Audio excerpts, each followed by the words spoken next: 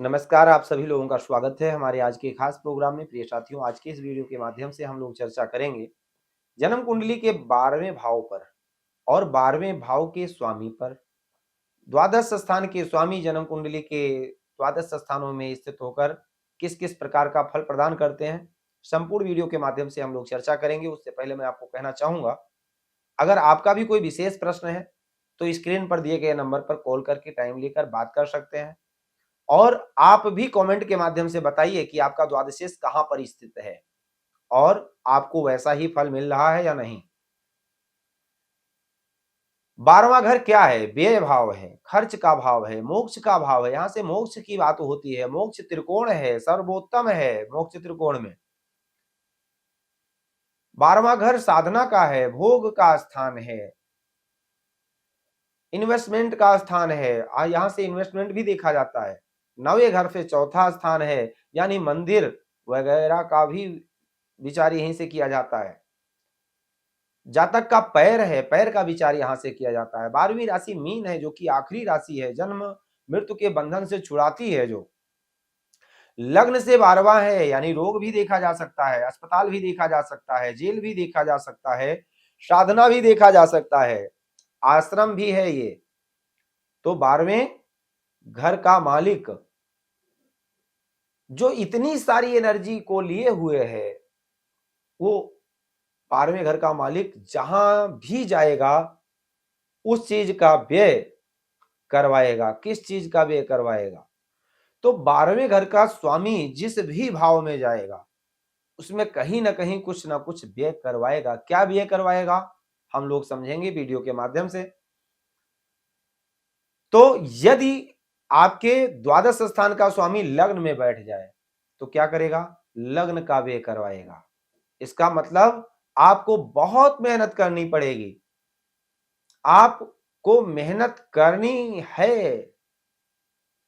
रोग भी दे सकता है, क्योंकि शरीर का व्यय खर्चा कर रहा है, शरीर का व्यय कर रहा है, तो रोग भी दे सकता है। लेकिन विदेश से जुड़कर आप लाभ कमा सकते हैं, क्योंकि द्वादश स्थान से विदेश भी देखा जाता है। अध्यात्म से जुड़कर भी कमा सकते हैं। अब शरीर का व्यय क्यों कराएगा? अगर पाप प्रभाव में होगा, द्वादश से भोग भी देखा जाता है, भोग में अधिक लिप्त हो जाएंगे तो शरीर का ही तो नाश होगा। आपकी प्रवृत्ति, आपकी प्रकृति या तो बहुत भोग की होगी या मोक्ष की होगी। अब मोक्ष की तरफ जाते हैं, धर्म की तरफ जाते हैं, सही रास्ता पर जाते हैं तो शरीर का नाश नहीं होगा।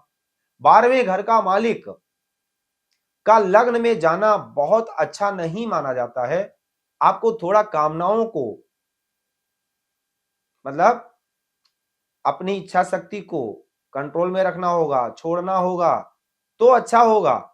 साधना व ध्यान की तरफ आपको ध्यान दें तो आपके शरीर का नाश नहीं होगा, ज्यादा अच्छा होगा। और मैं कहते हैं ना, मैं अहंकार का व्यय कीजिए, खर्च कीजिए, अहंकार बिल्कुल मत कीजिए, जीवन सुख में बीतेगा।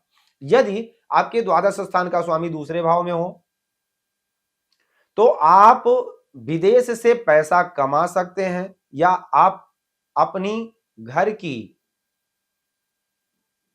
धन की जो स्थिति है ना, या विदेश से पैसा ला सकते हैं या धन खर्च कर सकते हैं। व्यय स्थान का स्वामी धन भाव में बैठा है, अपने से, मतलब अपने से तीसरे है, और जहां बैठा है वहां से एकादश का स्वामी है। तो विदेश से पैसा लाने वाले भी हो सकते हैं, लेकिन व्यय स्थान का स्वामी बैठा है, इसलिए व्यय भी कर सकते हैं। कहां? भोग विलास में। तो घर की वेल्थ को खर्च करने वाले भी हो सकते हैं और विदेश से पैसा लाने वाले भी हो सकते हैं। तो अब आपको यह करना है कि प्रयास ये कीजिए कि विदेश से पैसा लाइए, खर्च मत कीजिए, गलत चीजों में पैसा ना खर्च हो आपका, इसका विशेष रूप से ध्यान रखना है। ठीक है। अपनी वाणी का, आप बहुत अच्छे वक्ता हो सकते हैं, अपने वाणी का अहंकार, अपने रूप का, अपने परिवार का अहंकार नहीं करना चाहिए। अगर ऐसा करते हैं तो अच्छा फल नहीं मिलेगा। अब यदि द्वादश स्थान का स्वामी तीसरे घर में है तो अच्छा है, यानी आपकी यात्रा बहुत होगी। आपके छोटे भाई बहन विदेश जा सकते हैं, साधना में हो सकते हैं, भाई आपके विदेश की जॉब कर सकते हैं, घर से दूर हो सकते हैं, बार बार स्थान परिवर्तन हो, घर परिवर्तन हो, ऐसा हो सकता है। प्रॉपर्टी आदि लेने में थोड़ा सा मुश्किल हो, मतलब घर बनाने में, क्योंकि द्वादश स्थान यानी चतुर्थ स्थान से 9वां घर है वो, और बैठा कहाँ है? चतुर्थ स्थान से 12वें बैठा है। मां से दूर हो सकते हैं। अब चौथे भाव में होगा तो सुख त्रिकोण का स्वामी है, सुख त्रिकोण में 9वें भाव का स्वामी है। अब आपको अपने घर, मकान, जमीन, गाड़ी का अभिमान नहीं करना चाहिए। आपको अपने मां से थोड़ी दूरी हो सकती है विचारों की। घर के ऐसे लोग घर के सामानों पर अधिक खर्च कर सकते हैं। मां साधना, ध्यान और धार्मिक विचारधारा की हो सकती हैं, क्योंकि धर्म त्रिकोण ही तो है, अर्थ मान के चलो ये मोक्ष त्रिकोण ही तो है। आपका ध्यान भी साधना में हो सकता है, जा सकता है। 12वें घर का एक सूत्र है, खुद को भूल जाइए। अपने आप को जहां भूलेंगे, साधना में गए, सुख का अनुभव होने लगेगा। अहंकार मत कीजिए बिल्कुल भी, क्योंकि 12वां घर मिटा देता है, और 12वें घर का स्वामी जहां बैठा है वहां पर बिल्कुल अहंकार मत कीजिए। अगर 11वां घर बना सकता है तो 12वां घर का स्वामी मिटा भी सकता है, बर्बाद कर सकता है। इसलिए जहां पर वो बैठा हो वहां बिल्कुल अहंकार नहीं करना चाहिए। सूत्र को समझ लीजिए। 12वें घर का स्वामी यही कह रहा है कि खुद को भूल जाइए, खुद पर कोई अभिमान मत कीजिए। यदि 5वें घर में है तो संतान आपसे दूर पढ़ने कमाने जा सकती है, क्योंकि पंचम भाव से 8वें घर का स्वामी है, अपने से छठे बैठा है, आपसे दूर कर देगा। आप पढ़ाई में बहुत खर्च करेंगे, विदेश पढ़ने जा सकते हैं आप भी। प्रेम में बहुत खर्च कर सकते हैं, रोमांस पर बहुत खर्च कर सकते हैं, बच्चों के लिए आप कुछ भी करेंगे। अब अगर द्वादश स्थान का स्वामी छठे घर में बैठा है तो रोग पर खर्च कर सकते हैं, आपको नहीं होगा, परिवार में किसी को हो सकता है जिसमें पैसा आपका खर्च हो, कोर्ट कचहरी में हो सकता है, वकील पर हो सकता है खर्चा। यदि पीड़ित हो तो ऐसा करेगा, अगर शुभ हो तो ना तो रोग रहने देगा, ना कर्ज रहने देगा, सबका नाश कर देगा, शत्रुओं का भी नाश कर देगा। रोग ऋण शत्रुओं सबका नाश कर देगा। क्यों? क्योंकि व्यय स्थान का स्वामी है ना, छठे बैठा है। 12वें घर का स्वामी जहां भी जाएगा आपके लिए आपकी नींद खराब करेंगे, आप उसके लिए अपनी नींद खराब करेंगे। 12वें एक सूत्र दूसरा है ये, 12वें घर का स्वामी जहां पर भी जाएगा, जिस भाव में जाएगा, उसके लिए आप अपनी नींद खराब करेंगे। 12वां घर सैया सुख है, ना तो आप डेली रूटीन के लिए, अपने शरीर को स्वस्थ रखने के लिए।